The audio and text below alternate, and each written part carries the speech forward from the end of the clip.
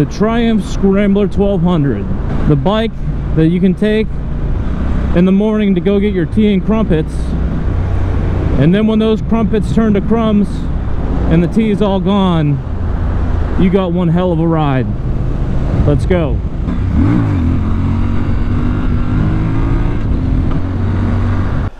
Alright folks, well here it is, the long-awaited review of the Scrambler 1200 XE from Triumph. What a beautiful bike.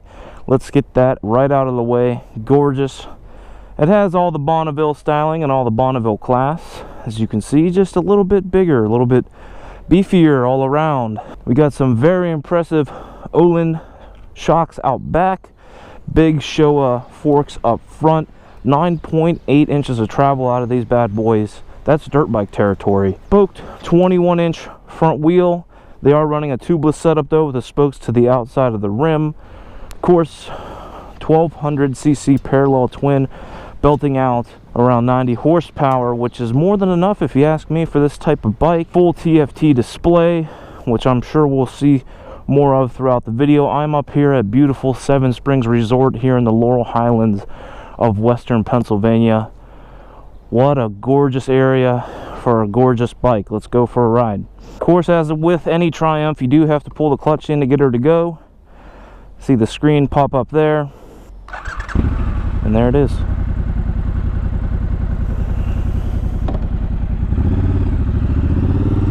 Lovely sound out of that Triumph parallel twin.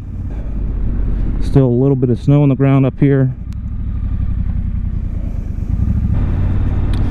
The Laurel Highlands of Pennsylvania, the ultimate backyard, is the slogan for that, and you can see why. Seven Springs is a beautiful ski resort in the winter, and just an outdoor destination throughout the other 3 seasons. Got mountain biking going on, downhill, cross country, all the fun stuff, Tough Mudder events, things like that. So let's talk a little bit about what this bike is and isn't. I've heard a lot of press calling it the naked adventure bike. Triumph, from what I understand, is really sticking hard and fast to the Scrambler type of title. I was actually fortunate enough to ride this out in California in Borrego Springs as a part of a Triumph Champion event out there for Triumph salespeople. And what a blast, what an awesome, exciting experience. I'm so glad I got to attend that. Clinton Smoot, a adventure riding instructor, and Ernie Vigil, Triumph's stunt rider slash racer, whatever you want to call him, attended that event. I got to meet those guys and talk with them and ride with them a little bit out in the desert. What an awesome experience. So starting right off the bat, when I first knew officially that this bike was coming out, I started getting really excited. I have a Triumph Tiger 800, and this bike really fit a lot of those same parameters, but of course it looks like a Bonneville. So to me it was very, very attractive. It comes in that, off-road capable package, but it's a Bonneville. Of course Scrambler, but looks like, has a classic Bonneville styling going on and everything else. I have it in off-road pro mode right now, and let me tell you here folks, this is something that really, really impressed me off-road, especially coming from the Tiger. Again, like I said, this bike definitely has the edge on the Tiger when it comes to off-road, as far as just about everything, in my opinion. That parallel twin power delivery is great off-road. It's fun, sounds great as well, more than enough juice to do anything you want. Again, as I mentioned earlier, 9.8 inches of travel out of this sucker. Man, really, really good. The suspensions I have very few complaints about, especially on the road and off-road. I mean, out in California we hit some washboard stuff, it floated right over it. I've heard a lot of people say it is a little stiff, and yeah, sure it is, but it's a performance suspension built to take a lot of impact and soak it all up and keep on going. Right now, this kind of gravel road stuff right here, this is nothing for this. This is like, child's play. Cobalt blue and black version with me today, which is the same one I rode out in California. If you would have asked me 6 months before I seen the bike in person which color I preferred, I would have definitely said the cobalt blue and black. But After seeing them in person, the white and green is pretty tasty as well. In fact, I could really go either way. We'll see in the future if that, you know, obviously they're probably going to have more colors and different options there. Speaking of off-road chops on this bike, Ernie Vigil just completed the Mexican 1000 Rally on what is essentially a stock bike, stock suspension, for the most part stock engine and running gear. It's really impressive. I mean, you're taking a bike, let's face it, it's a, you know, 500-pound Bonneville, and taking it and doing a off-road rally with it to really show how impressive this thing actually is. And he's competing against 450cc dirt bikes that are hundreds of pounds less, and obviously built specifically for that kind of stuff. And this is a road bike, let's not forget. This is a bike that you're going to take to the coffee shop on Sunday morning and cruise around town, which you can do no problem. And then you know, when you want to get a little bit more aggressive, take it on the trail, it does it equally as well. And that to me is really where Triumph excelled with this thing. A few other things that we'll talk about as far as comparisons to other types of bikes like this, namely my Tiger, even though it's not a type of bike like this, but I just can't help but make the comparison between this and my Tiger, being both Triumphs, both off-road capable road bikes, if you want to put it that way. One thing real quick I will note, as far as a negative when comparing it to something like a Tiger or any real adventure bike for that matter, is obviously going to just be the simple fact of the practicality of storage and boxes. You can get bags for this, but you can only get one side bag and one top case, tank bag, stuff like that.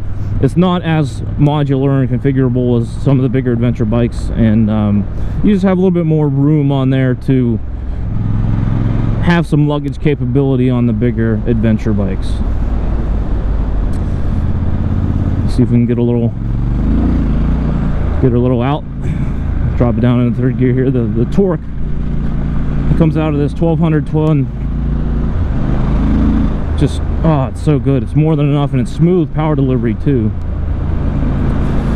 Okay, so let's talk about some other things. Creature comfort wise, you can't complain at all for what this thing is. Now keep in mind, I am riding the XE version today. There is an XC version, which is slightly more road biased, lower seat height, has a little bit less going on with the creature comforts, but I'm talking about the XE today, so let's dive right in. Heated grips right out of the box are excellent, 3 power levels and off. I've never went above the first level, honestly. I mean, they get more than toasty enough. When I took this home from the dealership the other day, it was raining and miserable and just horrible, and put the grips on level 1, and it was more than enough to keep me happy. Of course, when the temperatures drop below 30 degrees or so, you're going to bump that up and use those other levels, and I'm sure they get nice and toasty based on my experience with the other Triumph heated grips. I am on stock tires too, by the way, which are not that bad. Anyway, let's continue on. Full TFT display we have up here with auto contrast enabling. So you're seeing right now the high contrast version with the white bike background. The low contrast version is the dark background, of course, and you got a little bit more animations going on, like the on the gear position indicator. There's actually little gears that turn whenever you change gear and stuff like that, and hopefully I'll be able to show you a little bit of that. More than enough information displayed on there than you can ever ask for. I mean, you got just anything you'd want to come through on that display. It's coming through. Speed, of course, tack, which is like a gauge style tack in the display, which I really like. Gear indicator, of course, average fuel mileage, range to empty, coolant information, 2 trip odometers with all the information specific to them. We got a deer crossing the road up here. That's one thing with riding in Pennsylvania, folks, is especially where I'm from here in the Laurel, Highlands, western Pennsylvania area, you definitely got some deer going on. I don't know if you can see them running off there, but on the XC you also get lean sensitive ABS with a 6-way IMU, and of course lean sensitive traction control with that as well. Off-road pro mode which is my favorite mode, which disables all those fancy things and just lets you have a raw riding experience, disables traction control and ABS so you can do what you need to do off-road. Pretty self-explanatory there. You get handguards that actually have aluminum in them, which is great. I love to see that from Triumph. Seat height is, of course, a little tall.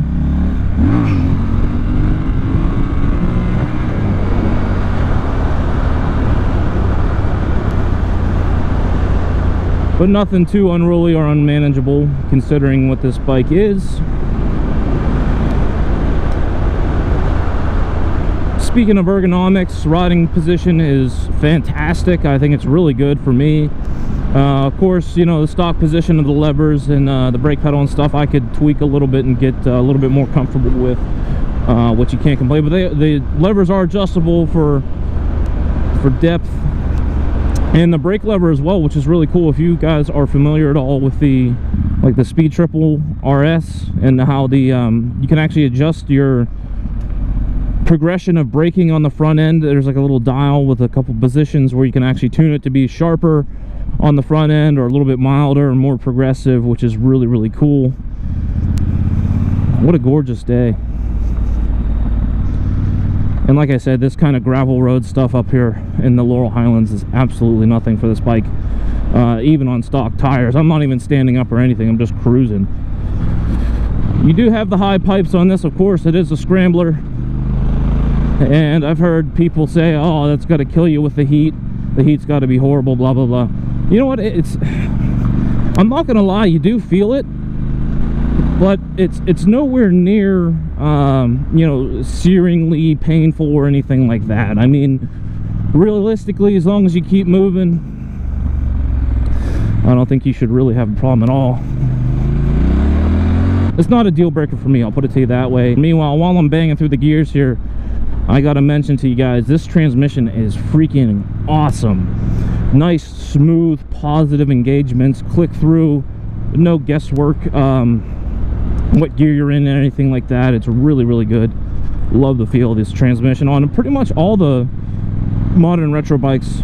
Bonneville, Thruxton, Speed Twin, all of them in that category have really great transmission feel. But when I filled it up, it was claiming a range on the bike of about 175 miles, that is. And to be honest with you, I think that's pretty good on a bike like this. I think where this bike really falls short is going to be in that kind of long distance touring capability as far as long miles on the highway, because of course you got no wind protection, and it is very noticeable when you get up to those highway speeds how much you're not protected from the wind at all. I picked this environment particularly because I believe that somebody that's going to purchase this bike with, keep in mind, an MSRP of $15,400 in the States here.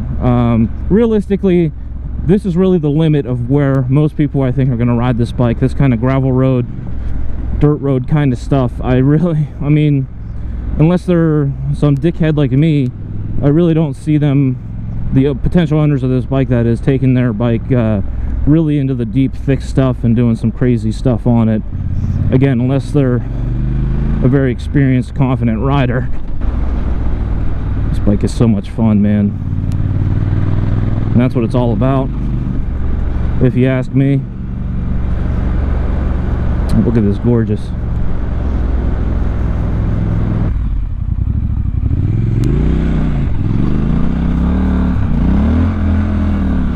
There we go. Having a little bit of fun there. And I've seen some pretty impressive riders with some knobbies on this thing do some pretty incredible stuff, considering it's a freaking retro bike. Let's go this way.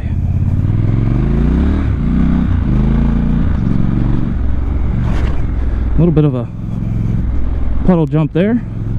Alright folks, I'm back. Just wanted to check, make sure my mic was okay.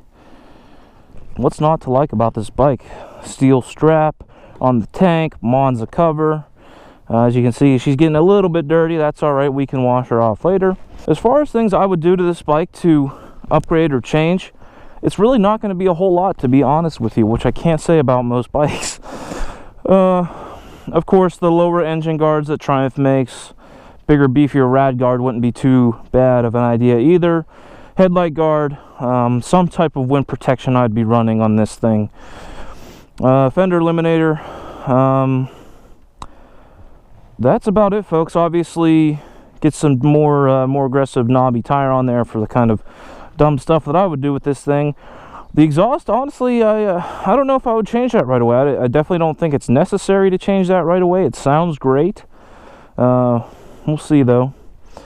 Outside of that, that's about it. Do something with the mirrors, who knows what, but I've never been a fan of those big stocky mirrors like that. Maybe do some double take dual sport mirrors or something like that. But some other things, you can see the peg there has the rubber insert, which is removable, and the brake lever here is foldable, which is really nice too. And then you just pull that out and put it back. So if you do lay it down, folds right up out of the way instead of braking.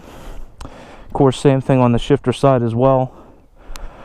We rode these out in the desert, and well, people were dropping them left and right, you know, tucking the front and stuff. So we did get to see a little bit of people spilling them out in the dirt there, and it seemed to handle it really, really well.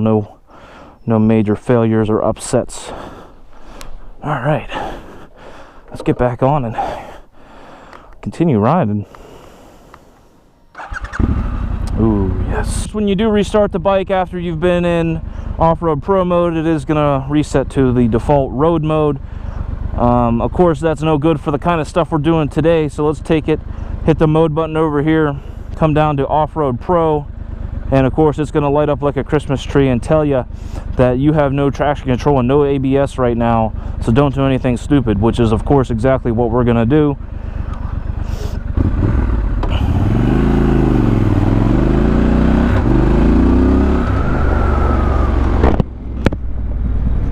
This bike is so good. One quick thing, I don't know if you guys can see that right now. Key fob out of range. That's one kind of complaint I do have with this bike. The key fob right now, just so you guys know, is in my pocket. So it being out of range, I can't really see, to be honest with you. And that I've had that pop up a few times, which kind of is a nice segue to lead into a couple nitpicks about the bike. One of them being that proximity key fob. You know, guys, I mean, I get it, it's cool, you know, the wave of the future and all that, just having a key that you keep in your pocket. And holy hell, this is a bit rutted out there. You know what I mean, just like your smart key in a car and all that. Honestly, guys, I just prefer a traditional metal key. Stick it in the ignition, you turn it, and that's it. I mean, just have a standard metal key with an immobilizer built in, and I'm totally fine with that. On the proximity key fob, you do have that little flip out key that you can open up your gas tank with and stuff like that, get under your seat. Which again, the button on that, you know, just from having it in my pocket, I have triggered the button and the key was open in my pocket, and I could have easily seen that breaking. And I can only imagine how much that's going to be to replace and all that. Yeah, so to be honest with you, I could really do without the proximity key. Alright guys, I think to wrap up this review, I'm simply going to say, I mean, if you're if this is your deal, if you're looking at a Scrambler type motorcycle, I think this is pretty much the cream of the crop if you ask me. I have not ridden the R9T Scrambler from BMW for comparison, but I have ridden the Ducati Scramblers extensively, which I love that bike. I really, really do. That L-twin Ducati, I mean, it's has all the Ducati character and sportiness, and it's a fun bike, and it's absolutely a blast to ride. And they focus much more on a raw riding experience, and this is kind of a more refined, elegant riding experience. And this, just like this parallel twin, the way it puts the power down and how smooth it is, it's just, it's really, really good. This is definitely the most premium Scrambler that I've ever ridden. And with the built-in creature comforts, which I didn't even touch on the cruise control, which Triumph's, you know, one button cruise control, it works, it's whatever. So I mean, it is 15 grand, 15.4 too much to take a bike off-road and beat it in the woods? Well, that's something that you're gonna have to ask yourself. To me, I don't know if I'd be beating it through the woods or anything like that, but I'm definitely gonna take it a little bit more off-road if I own this bike. Would I go across the country on it? I suppose I would. That doesn't mean it would be my first choice or anything like that. I would definitely, absolutely throw on some wind protection there if I was going to be doing anything like that. To me, this would be the perfect two-lane road adventure style riding. Like if you're strictly going to stay on the two-lane road, the back road stuff, the country stuff like this, this is absolutely excellent for that kind of thing. So again, in quick summary, I don't think I would give up my Tiger for this. I don't think I would give up an adventure bike for this in my garage, but I would certainly add it as a, or I would certainly put it in my garage as an addition to my fleet. Would this be a good one bike? It depends on the rider. If you're looking for a scrambler, this would be an excellent one bike to do a little bit of everything on. Again, the only place where this bike falls short, in my opinion, is really going to be that long distance touring aspect. So if you're looking at doing long distance touring, you can probably get away with it if you really wanted to, but definitely not the optimal choice for that. Look at this, just, oh my god, it's so good. Even with that 21-inch front wheel, carving up the twisties, not a problem at all. Very hooligan style riding can be done on the street with this thing and off-road. Triumph knocked it out of the park with this one, guys.